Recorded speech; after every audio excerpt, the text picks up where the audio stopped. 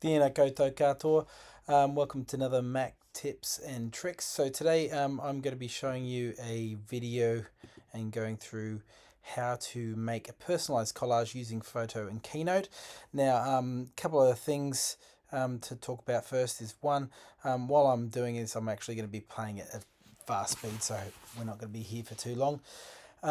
So essentially what the thought behind this is using this, you can actually create a whole lot of really cool content for kids, or work with kids so that they can make their own content using Keynote and Photos.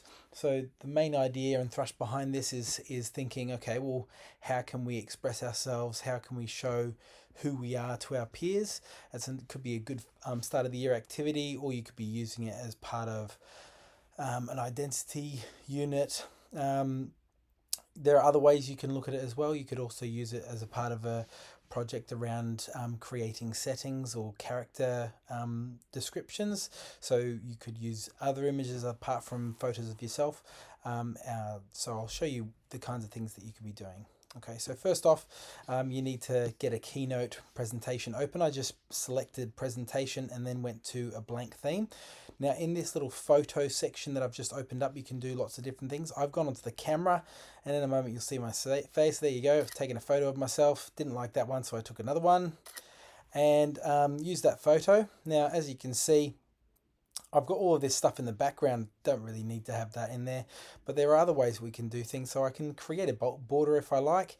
I've put a border in this time just to give you an idea of the kinds of things you could do, but actually I don't want the border. I'm going to remove it. So I click on Image, Format, and go Remove Background. Now, what I'm going to do now is I'm going to start adding in my own background, add some colors in. So I'm going to put in my favorite color, red, and I use the paint tool, this paint tool just down the bottom here, and I draw all the way around the area that I want colored, and straight away it's done. I've got my my red background, but I want to add another layer to it and make it a bit more individualized. So instead of using that, I'm going to use a pencil tool, and I'm going to change it to yellow.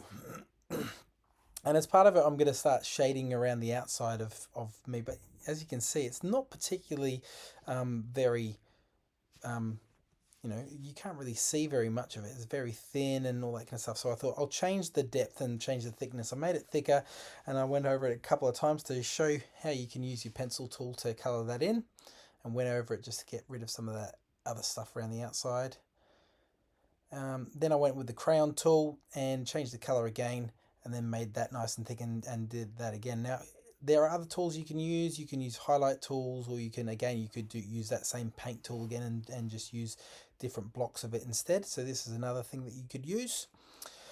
And then once you've finished using that as a tool, I thought I'm going to add in some shapes, and these are the shapes that are going to help me to be able to identify, okay, parts of things that I like, or other things like that. So I thought, oh, well, I can scroll through the images, or if I tap on the search bar, I can write in something that I'm interested in. So I'll put in a football.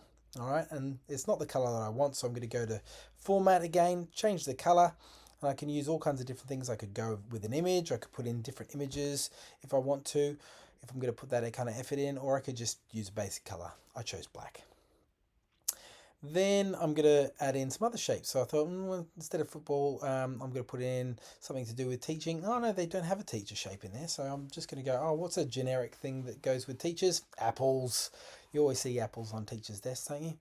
And then you go gradient, change the color with that. I can use a red and another red to give it a gradient. But again, if I put on that, you can't really see the apple as well. So I'm going to change one of the colors, make it into black. There you go, and now it's going to stand out nicely from the background, and you can see football, apple. What else am I going to add?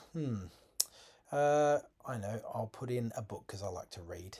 I'll put that in the corner, and on top of that I can also add in some text as well. So if I go back to that shape tool, in a moment I can add some text to that. And I go right back to the beginning and press text next to the basic shapes, and I can put that text right on top of my book, type it in, and I'm going to put in my favorite author's name, Raymond Feist. And so that's one of the things I can do. I can change color of the text. I can arrange it in different ways, but I thought I'd just do something basic at this stage. And then what I can do is I'm going to add in one more shape. I'll add in the shape of something to do with the beach. So I'll see if I can do another search with that using my shape tool. Go on the little search icon, type in beach. Oh, it's giving me a chair. Could do that. Yeah, maybe, but it's not really obvious what it is. So I'll go surf and I'll get a surfboard. There you go. That's a bit obvious that I like the beach. Put that in there, and there you go. I've got my personalized collage. Now, you can do so many things with this. Like I said a bit earlier, you can make it into something else. I was thinking you could even, if you had the time, you could add in some other background images, or you could do a complete different background. You can also add in audio.